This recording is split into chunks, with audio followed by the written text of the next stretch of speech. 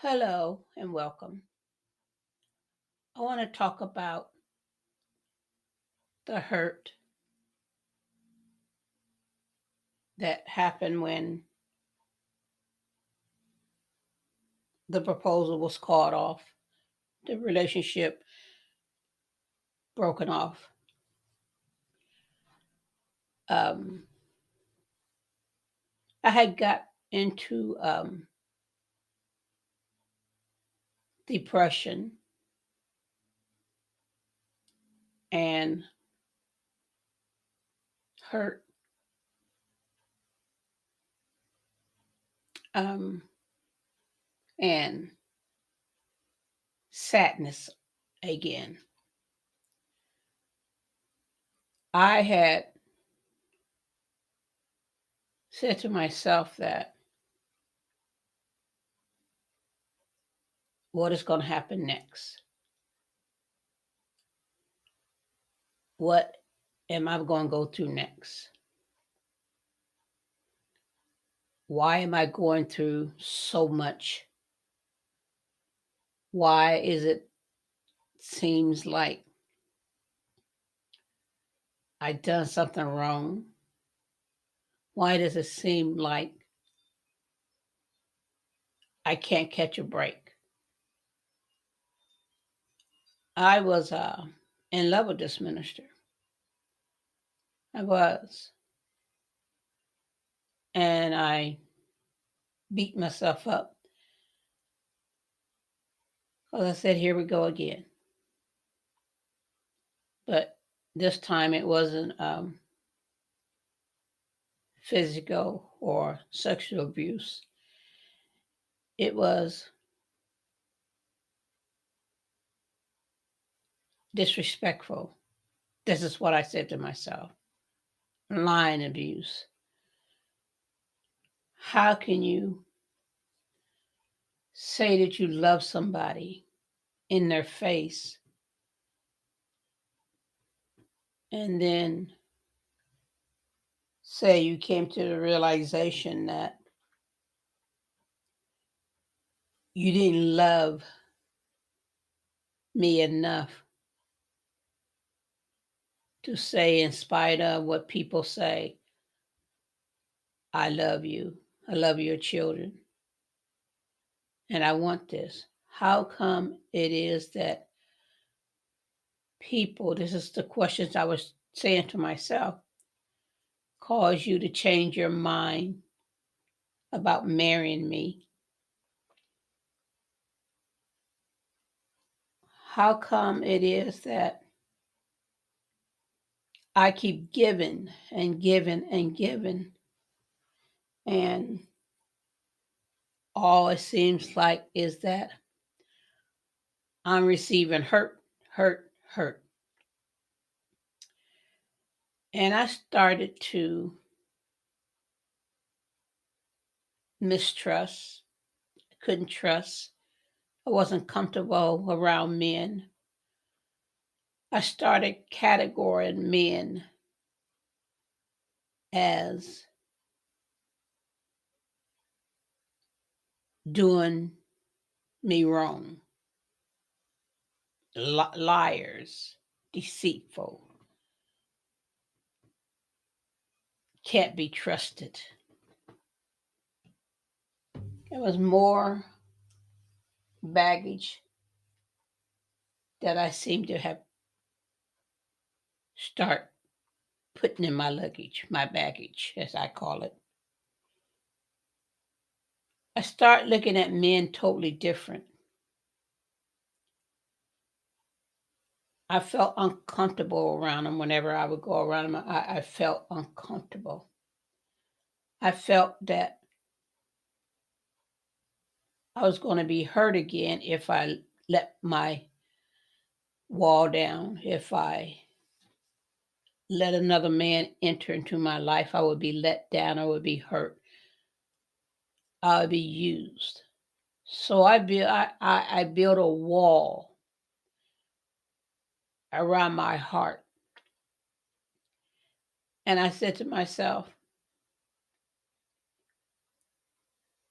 I don't want this ever to happen again. I don't, and I won't allow it to happen again. I start becoming bitter again. I went into myself and I questioned myself. I couldn't see myself as being happy because if I let this guard down, I would get hurt again. This is what I was going through because I felt that I thought that I was cured of the hurt, the loneliness, the sadness, the bitter, the anger, the mistrust. Thought I was cured of it because I was engaged to be married. I thought to myself, things are better now.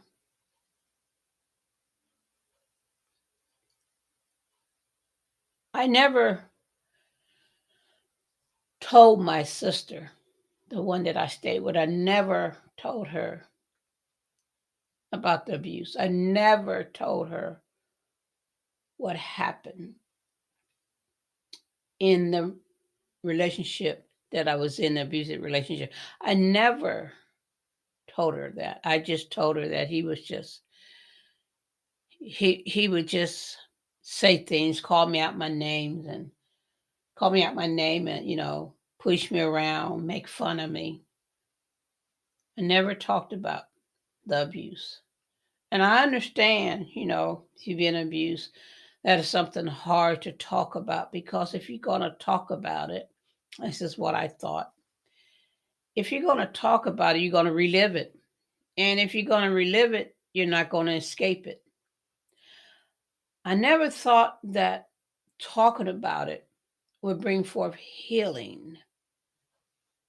I never thought about talking about it would bring forth deliverance. I never thought that talking about it would help me gain a respect of myself, a self-esteem of myself, a loving myself going forward. I never thought about anything like that before. I never gave it a second thought that if you just talk about it, it would be okay. Because when you get hurt, as bad as I was hurt, it is not easy at all to talk because I didn't know who to talk to. I was saved, but I didn't want to bring up my past because that was very embarrassing. The things that I kept telling myself I allowed. So when I got hurt again for the second time, I buried the hurt so deep down inside of me that I didn't even think about it. I didn't even allow the thoughts to come forth. I didn't even allow the picture to come forth, to see it, to listen to myself talk about it. I buried it. And that's the worst thing you can do. Bury it, not talk about it. Because I believe that's what kept me um, not able to go forth as I should go. Um, my self-esteem was a little bit high, but it wasn't high enough that I can relax. I can just be happy. I was happy, but it wasn't a happy that I knew long time ago. Growing up, you know, talking about, doing things. I didn't have that type of happiness. I was just happy that, you know, my children were happy that I could do things for them and, you know, take them places, buy them things because I wanted them to always be happy. Kids had their sad days and, days where they, did feel good or was sad, something happened at school, or as children, they would argue with one another. They would fight among themselves. I enjoyed that because, don't misunderstand when I say I enjoyed them being sad or anything like that. I enjoyed the opportunity to be able to help them, bring them together, talk to them, tell them, now you don't do this to your sister, or you don't just do to your brother. I was able to help them get over that they were sad about. I was able to encourage them to bring them up. If they was feeling down, I was able to lift them up, encourage them, do something, for them. But I couldn't lift myself up like I could lift my children up or lift somebody else up or, talk to my friends and, we be, joking and laughing. But when I got to myself, the question I would always come up in my mind was, why? Why did this happen? I could never get an answer because I didn't know how to answer myself. I didn't know what to say.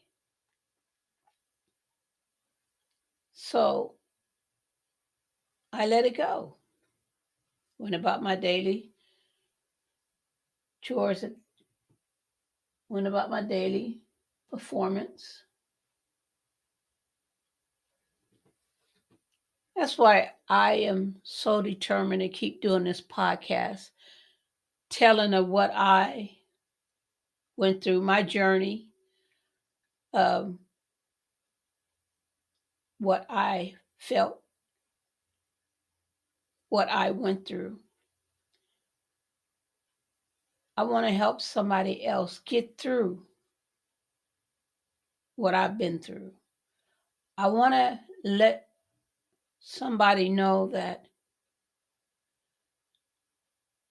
if you've been abused sexually, physically, mentally, I can help you. I can listen to you. I can tell you the steps that I did, what I went through, how I felt. And yes, I was sad, and I understand if you're sad. I understand if you cry. I understand if you hurt. I understand if you're bitter. I understand if you're reaching out but don't know who to reach out to. But I understand. When you want to just say something, scream out, somebody help me, and it just don't seem to come out. I understand the hurt because I've been there. I had it done to me. I know how you feel when you've been abused. I know.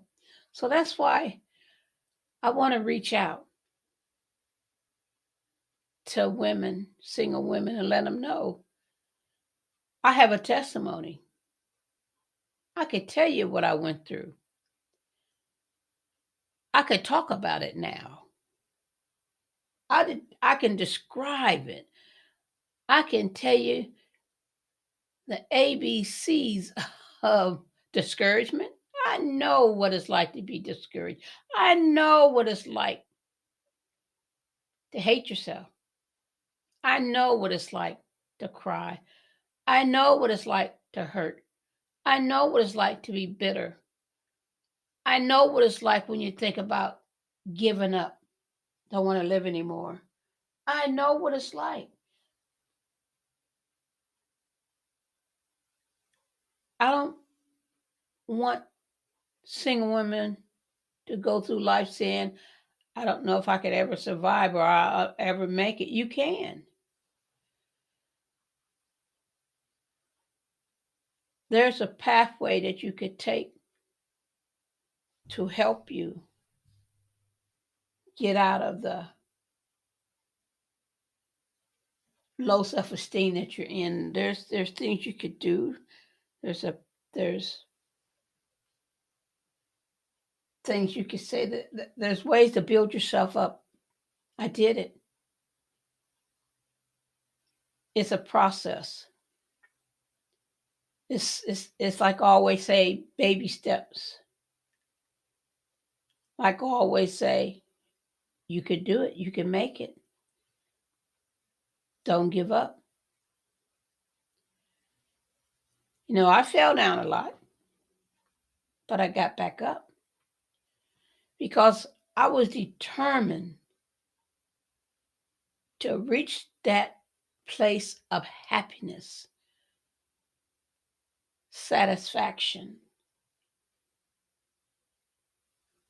lifting myself up, have a high self-esteem about myself. I was determined to reach that place. And I wasn't going to give up. No matter how long it took, I wasn't going to give up because I needed to be healed. Maybe if it took little bits at a time talking about it, I needed to be healed to talk about it. Back then, I didn't know that I could talk about it and get healed. I didn't know that. But little bits at a time, talk about it. It gets better. Like I said, it gets better. Just trust and believe it's going to get better. I just wanted to say a few words today to explain more, to try, to encourage you, to reach out to you, to let you know you're going to get better. It's going to get better. And remember, as always, I love you, but God loves you more. Have a blessed day. And remember, trust the process. Be blessed.